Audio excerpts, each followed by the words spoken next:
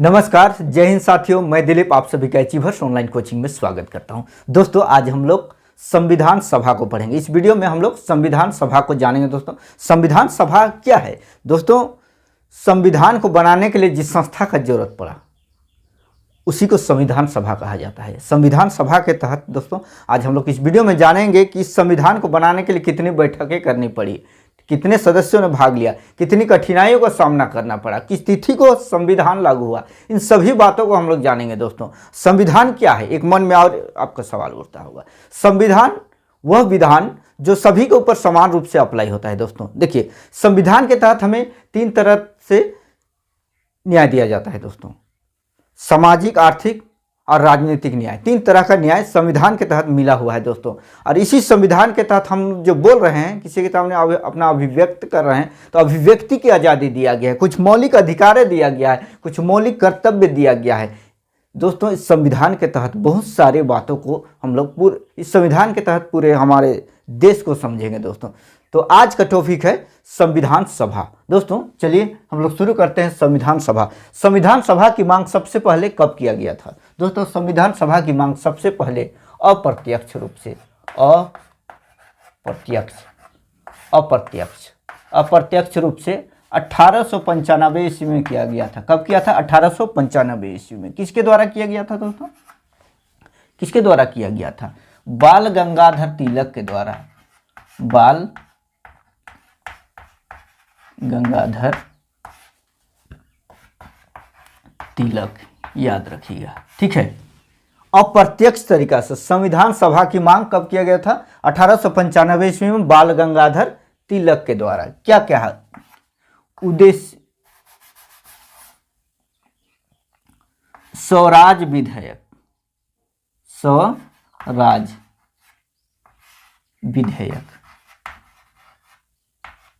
विधेयक लाकर बाल गंगाधर तिलक का कहना था कि स्वराज विधेयक दे दो। स्वराज मतलब ये विधेयक मिल जाएगा तो हम लोग खुद अपना शासन चला लेंगे, ठीक है।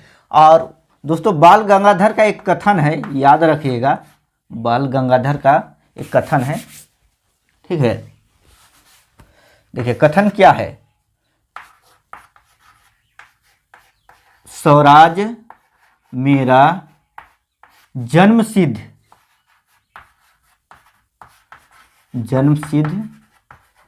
अधिकार है। परीक्षा में पूछा जाता है। अधिकार है और इसे मैं लेकर रहूंगा, ठीक है। स्वराज मेरा जन्मसिद्ध अधिकार है और मैं इसे लेकर रहूंगा।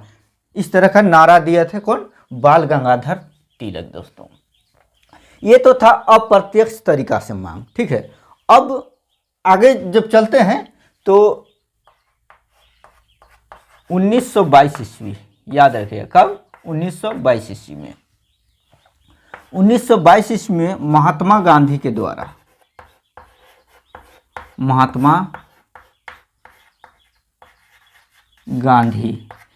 मांग किया जाता है। कैसा मांग? सांकेतिक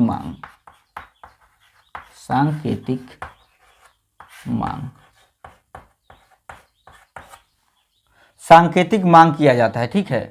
कब किया जाता है? 1922 ईस्वी में। क्या कहा जाता है? भारत का संविधान होगा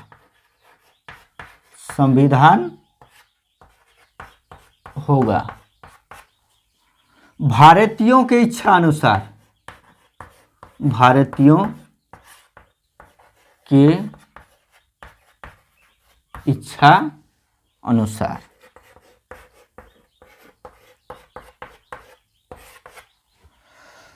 भारत का संविधान भारतीयों के इच्छा अनुसार होगा, ठीक है। कैसे होगा? भारत का संविधान भारतीयों के इच्छा अनुसार होगा। यह कब कहा गया? 1922 ईस्वी में महात्मा गांधी के द्वारा। महात्मा गांधी संविधान सभा को सांकेतिक रूप से मांग करते हैं कि भारतीयों का संविधान अब भारतीयों के इच्छा अनुसार भारत का संविधान अब भारतीयों के इच्छा अनुसार होगा। इस तरह से मांग किया जाता है। दोस्तों, जो मैं लिखा दे रहा हूं उसको आप लोग नोट करते जाइएगा। चलिए आगे बढ़ते हैं।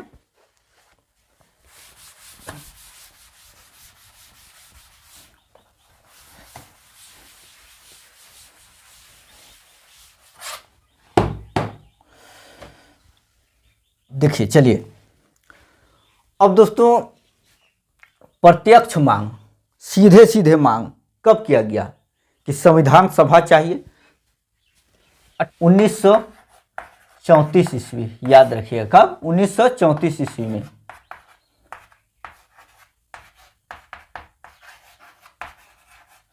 संविधान सभा की मांग कैसा? प्रत्यक्ष रूप से। कब? 1934 ईस्वी में प्रत्यक्ष रूप से संविधान सभा की मांग की गई। दोस्तों, किसके द्वारा किया गया? एम एन रॉय। इसका पूरा नाम क्या है? मानवेंद्रनाथ रॉय। इसके द्वारा प्रत्यक्ष रूप से संविधान सभा की मांग की गई। कब? 1934 ईस्वी में। दोस्तों, उस समय सबसे बड़ी पार्टी कांग्रेस थी। अब सभी लोगों ने संविधान सभा की मांग करने लगे तो कांग्रेस का नींद खुली। दोस्तों, कांग्रेस सोचने लगा कि सब कोई संविधान सभा का मांग कर रहे हैं तो हम क्यों पीछे रहें। उसके बाद दोस्तों 1938 ईस्वी में कांग्रेस का लाहौर अधिवेशन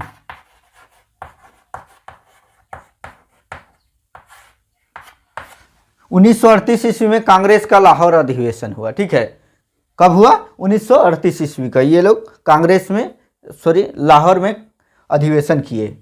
ठीक है, उस अधिवेशन की अध्यक्षता कौन की? अध्यक्ष कौन थे?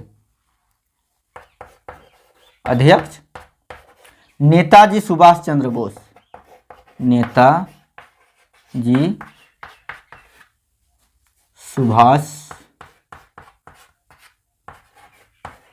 चंद्र बोस। ठीक है, कब? 1938 ईस्वी में। पंडित जवाहरलाल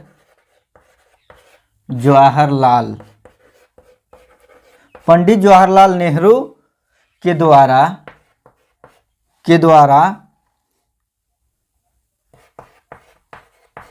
कहा गया कि भारत का संविधान निर्माण वयस्क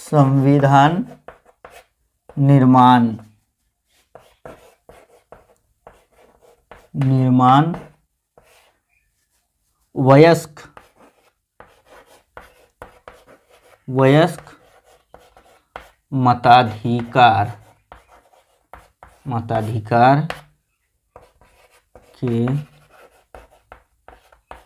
अनुसार होगा। कैसा होगा? पंडित जवाहरलाल नेहरू के द्वारा कहा गया कि भारत का संविधान निर्माण वयस्क मताधिकार के अनुसार होगा। दोस्तों, किसके द्वारा कहा गया? पंडित जवाहरलाल नेहरू के द्वारा कहा गया। तो चलिए इसको भी आप लोग स्क्रीनशॉट ले लीजिए।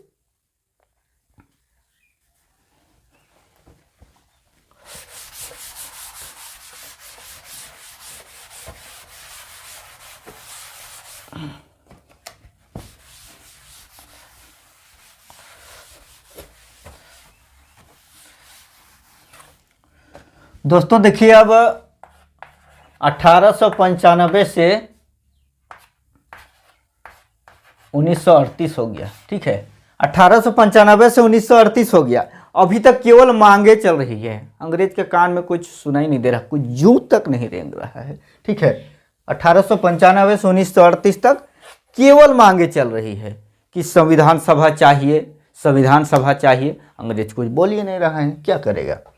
लेकिन भारतीय लोग अपना मांग से पीछे नहीं हट रहे हैं। लेकिन अब देखिए किस्मत का मार, 1939 ईस्वी, 1939 ईस्वी। दोस्तों बहुत ही मजा आएगा इस क्लास में, शुरू में थोड़ा सा बोरिंग लगा हुआ लेकिन आगे देखते जाइए। 1939 ईस्वी में द्वितीय विश्व युद्ध शुरू हुआ था। द्वितीय विश्व युद्ध, द्वितीय विश्व युद्ध शुरू हो जाता है। कब? 1939 ईस्वी में सेकेंड वर्ल्ड वॉर शुरू हो जाता है। जब द्वितीय विश्व युद्ध शुरू होता है तो जर्मनी ब्रिटेन को तबाह कर देता है। ठीक है, मार चलता है धड़ाधड़ धड़ाधड़, उधर से मार चलता है और इधर से भारतीय लोग मांग कर रहे हैं कि भारत के लिए संविधान सभा चाहिए। तब तो दोनों तरफ से घेरा गया, अब इधर से भी विद्रोह हो रहा है उधर से भी, तो क्या किया जाए। तो दोस्तों अंग्रेज चाहता था कि भारतीय लोग द्वितीय विश्व युद्ध में अंग्रेज का सपोर्ट करें और ब्रिटेन में जाके यह ऐलान कर दिया जाता है कि भारतीय लोग हमारे साथ हैं, द्वितीय विश्व युद्ध में साथ दे रहे हैं। किसी से नहीं पूछा जाता है, अपने मन से बोला जाता है कि भारतीय हमारे साथ हैं, द्वितीय विश्व युद्ध में साथ दे रहे हैं। उस समय आप लोगों को पता होगा कि यहाँ के बड़े नेता थे कांग्रेस पार्टी। ठीक है, कांग्रेस के लोग कहने लगे कि हम लोग इतने बड़े पार्टी के हैं, हमारे शासन चल रहा है और हमें कुछ सूचना नहीं है, और अंग्रेज जाकर वहाँ पर भाषण दे रहे हैं कि हम लोग द्वितीय विश्व युद्ध में साथ दे रहे हैं। यहाँ से ये लोग क्रोधित हो गए। अब समर्थन पाने के लिए अंग्रेज एक प्रस्ताव लेके आता है। कब? 1940 में, अगस्त प्रस्ताव, अगस्त प्रस्ताव, अगस्त प्रस्ताव, अगस्त प्रस्ताव लेके आता है। कब? 1940 ईस्वी में। किसके द्वारा लाया गया जाता है? लिन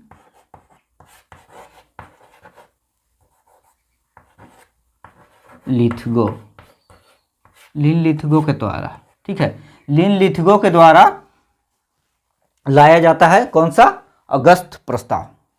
दोस्तों ये अगस्त प्रस्ताव 8 अगस्त 1940 को लाया गया था। ठीक है, और उसका उद्देश्य क्या था? उद्देश्य, कुछ ना कुछ उद्देश्य होता है, बिना उद्देश्य का तो काम नहीं करेंगे ये लोग। उद्देश्य, उद्देश्य था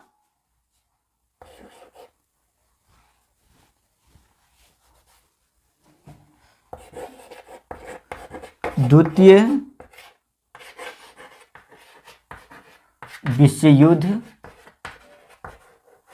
में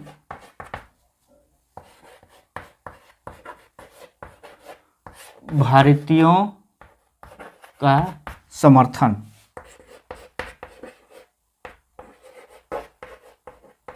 समर्थन।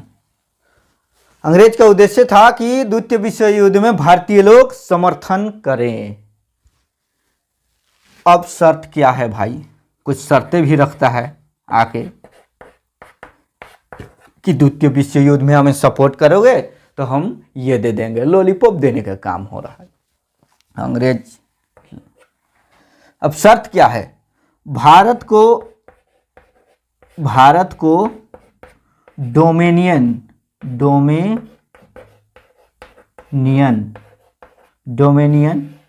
स्टेट का दर्जा, स्टेट का दर्जा। ठीक है, ये 1 नंबर हो गया। 2 नंबर में क्या कहता है? संविधान सभा का निर्माण होगा। उसमें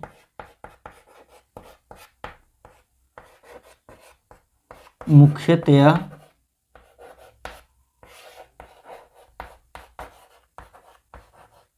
भारतीय होंगे। दोस्तों जगह नहीं है, आप लोग लिख लीजिएगा। ठीक है,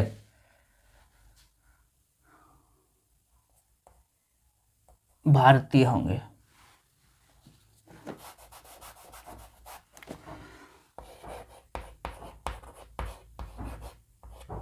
देखिए, अंग्रेज कह रहे हैं कि द्वितीय विश्व युद्ध में हमें साथ देते हो तो भारत को एक डोमिनियन स्टेट बनाएंगे। दूसरा क्या है, संविधान सभा का निर्माण होगा और उसमें मुख्यतः भारतीय लोग होंगे।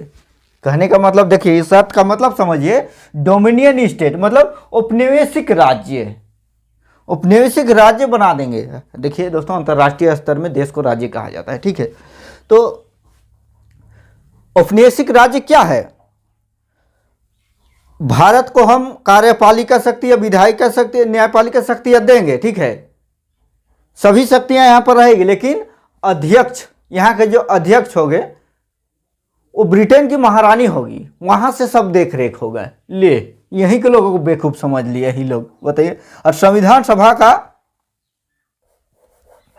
निर्माण होगा और उसमें मुख्यतः भारतीय, संविधान सभा का निर्माण करेंगे, लेकिन मुख्यतः मतलब भारत के अलावे, यहाँ के लोग, भारतीयों के अलावा कुछ बाहरी लोग, अंग्रेज लोग भी रहेंगे, मुख्यतः है कि मतलब, और अन्य लोग भी होंगे, इस तरह का शर्त रख रहे हैं। लेकिन भारतीय भी कम चालाक नहीं थे, वो लोग बोले कि भाई ये तुम्हारी नीति नहीं चलेगी, हम तुम्हारे साथ नहीं हैं, हम विश्व युद्ध में साथ क्यों दें।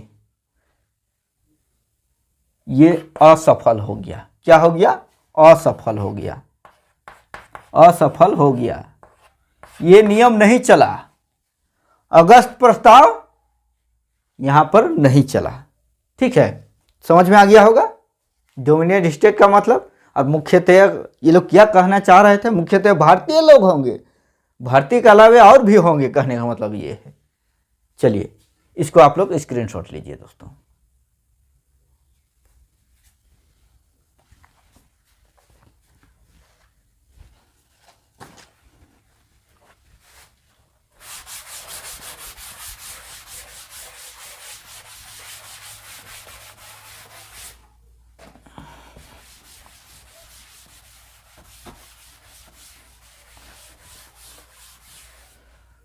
अब देखिए, ये काम नहीं चला तो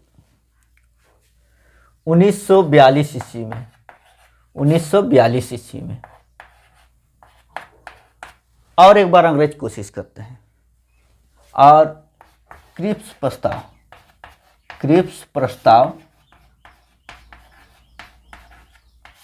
लाया जाता है। ये क्रिप्स प्रस्ताव क्या है दोस्तों, इस क्रिप्स प्रस्ताव में वही बातों को दोहराया जाता है कि भारत को पूर्ण रूपेण डोमिनियन स्टेट बना देंगे। कब, युद्ध के उपरांत। कब बना देंगे, युद्ध के उपरांत बना देंगे पूर्ण रूपेण डोमिनियन स्टेट। लेकिन डेट तो निर्धारित नहीं कर रहे, युद्ध के उपरांत कर रहे हैं, ठीक है। इसका उद्देश्य लिख लेते हैं। उद्देश्य 1 नंबर देखिए, पूर्ण डोमिनियन स्टेट। दूसरा में देखिए, युद्ध के उपरांत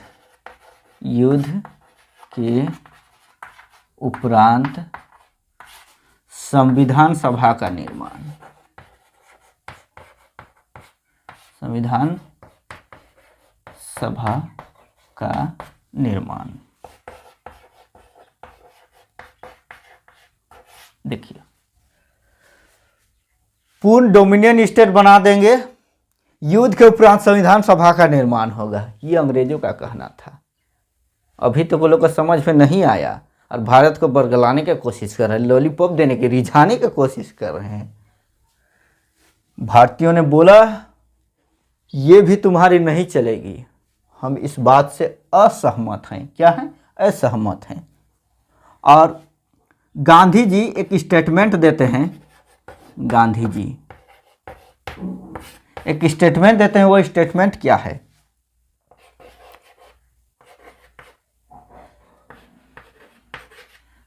दिवालिया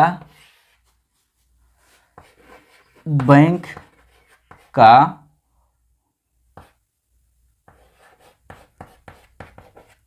पोस्ट डेटेड चेक, दिवालिया बैंक का पोस्ट डेटेड चेक की संज्ञा देते हैं। ठीक है, किसको? क्रिप्स प्रस्ताव को। कहते हैं कि ये प्रस्ताव डूबता हुआ बैंक का ऐसा चेक है, भविष्य का ऐसा चेक है जिसका भुगतान अपने आवश्यकता के अनुसार, अपने इच्छा के अनुसार किया जाएगा। कहने का मतलब है कि डोमिनियन स्टेट तो बना देंगे, कहा जा रहा है डोमिनियन स्टेट बना देंगे पूर्ण रूप से, लेकिन कब बनाएंगे भाई? कब बनाएंगे? इसका कोई डेट तो निर्धारित करो, कोई डेट फिक्स करो, कब बनाएंगे? कोई डेट नहीं बना रहा है, केवल रिझाने का कोशिश किया जा रहा है। इसीलिए गांधी जी ने डूबता हुआ बैंक का पोस्ट डेटेड चेक की संज्ञा दी है दोस्तों।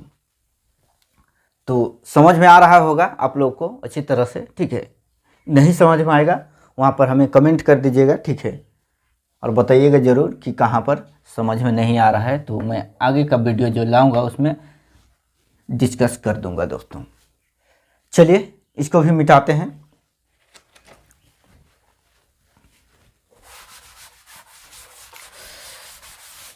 दोस्तों जो बातें मैं बता रहा हूँ परीक्षा के अकॉर्डिंग बता रहा हूँ। ठीक है, उसकी परीक्षा को ध्यान में रखकर बता रहा हूँ। ठीक है, चलिए दोस्तों आगे देखिए। 1939 से 45 के बीच में युद्ध चला, और 45 जब युद्ध समाप्ति हुआ तो 1945 में ब्रिटेन में चुनाव हुआ। ठीक है, ब्रिटेन में चुनाव हुआ और लेबर पार्टी की सरकार बनी। लेबर पार्टी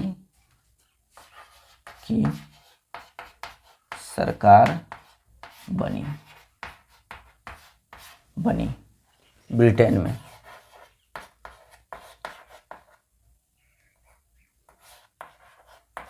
ब्रिटेन में लेबर पार्टी की सरकार बनी। ठीक है, और कौन थे प्रधानमंत्री?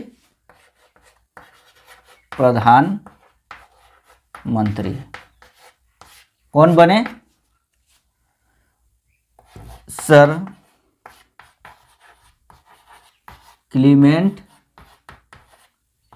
एटली। क्लीमेंट एटली की सरकार बनती है दोस्तों। ये बनते हैं प्रधानमंत्री।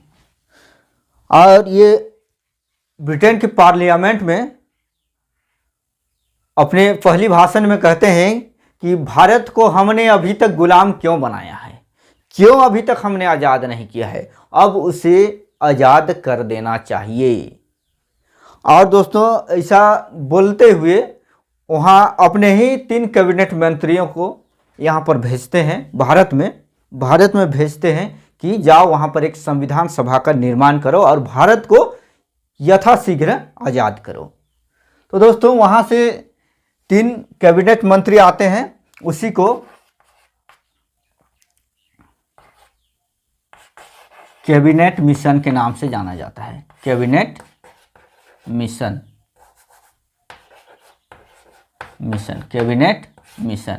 कब आया था कैबिनेट मिशन? ये 1945 में बोले और 1946 में। ठीक है, 1946 में कैबिनेट मिशन भारत आया। ठीक, कहाँ आया? भारत आया। और इसके कितने सदस्य थे? कैबिनेट मिशन के कितने सदस्य थे? दोस्तों हम लोग क्रिप्स प्रस्ताव देखे, क्रिप्स प्रस्ताव के बातें छूट गई है यहाँ पर। इसके कौन लेके आए थे? Stafford Cripps. ठीक है, क्रिप्स यहाँ पर छूट गया था। ठीक है, स्टेफर्ड क्रिप्स। वहाँ केवल एक सदस्य थे, यहाँ पर 3 सदस्य थे। कौन थे? पेंथिक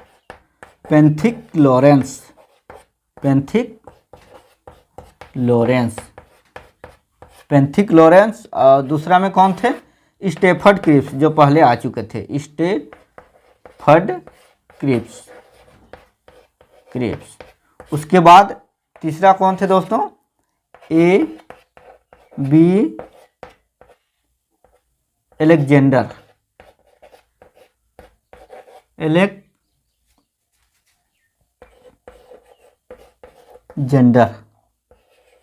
अलेक्जेंडर, ठीक है। कौन थे, A B Alexander, Pethick Lawrence, Stafford Cripps और ए बी अलेक्जेंडर। दोस्तों ये वहीं के कैबिनेट मंत्री थे, ठीक है।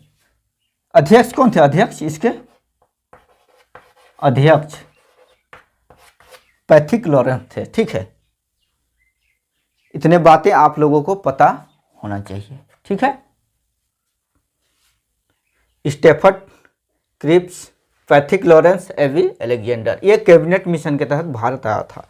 दोस्तों ये कैबिनेट मिशन भारत आया और भारतीय लोगों से, कांग्रेस के लोगों से, वो से कांग्रेस बड़ी पार्टी थी, वहाँ से वे लोगों से भेंट किए और बोले कि अब भारत का अच्छे दिन आने वाला है। क्या है, अच्छे दिन आने वाले हैं। हमने फैसला लिया है कि अब भारत को आज़ाद कर दिया जाए। हमने फैसला लिया है कि अब भारतीयों के लिए एक संविधान सभा होगा और भारतीय अपना शासन खुद चलाएंगे। इस तरह से ये कैबिनेट मिशन आया। उसने कहा कि जाओ जाके सभी तरफ सूचना दे दो और ये संविधान सभा की जल्द से जल्द स्थापना करना है, संविधान सभा का निर्माण करना है। और दोस्तों देखिए शर्त रखा गया उस समय,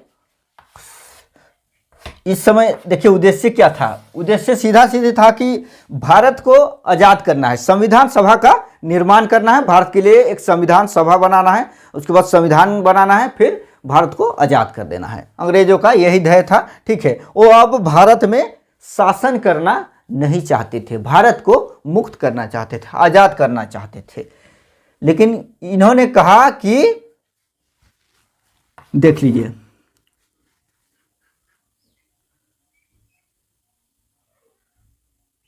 संविधान सभा का निर्माण, संविधान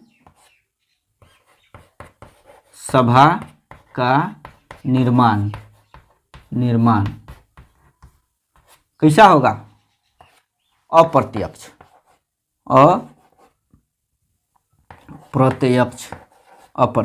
ठीक है। अप्रत्यक्ष कैसे होगा, विधानसभा के द्वारा चुने गए सदस्यों के द्वारा होगा संविधान सभा का निर्माण, ठीक है। दोस्तों उस समय इस तरह का व्यवस्था नहीं थी, ठीक है। इसे प्रत्यक्ष तौर पे खुली मतदान नहीं करवाया जा सकता था, इसलिए अप्रत्यक्ष तरीके से सहारा लिया गया, ठीक है। अप्रत्यक्ष तौर पे यहाँ पर संविधान सभा का निर्माण हुआ। दोस्तों उसके बाद देखिए दूसरा नंबर में 10 लाख जनसंख्या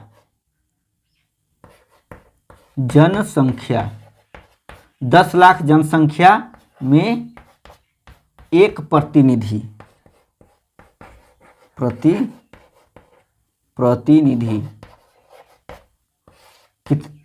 10 लाख जनसंख्या में एक प्रतिनिधि होगा। दोस्तों कितना होना चाहिए, 389 ही क्यों 389, देखिए जिस समय कैबिनेट मिशन भारत आया, ठीक है, जिस समय कैबिनेट मिशन भारत आया उस समय भारत की जनसंख्या कितना थी, 40 करोड़, ठीक है, 40 करोड़ थी, इसीलिए 389 सदस्य होने चाहिए थे, ठीक है। 10 लाख में एक प्रतिनिधि तो 40 करोड़ में 389, ठीक है। तो दोस्तों आज के इस वीडियो में इतना ही, और जो सेकेंड पार्ट होगा उसमें मैं सारी बातें आप लोगों के बीच रख के क्लियर कर दूंगा। दोस्तों आज हम लोग इतना ही देखते हैं, आगे का वीडियो होगा उसमें एक पार्ट में संविधान सभा को पूरी तरह से कंप्लीट कराया जाएगा। दोस्तों आज की इस वीडियो में इतना ही, मिलते हैं नेक्स्ट वीडियो में, तब तक के लिए जय हिंद साथियों।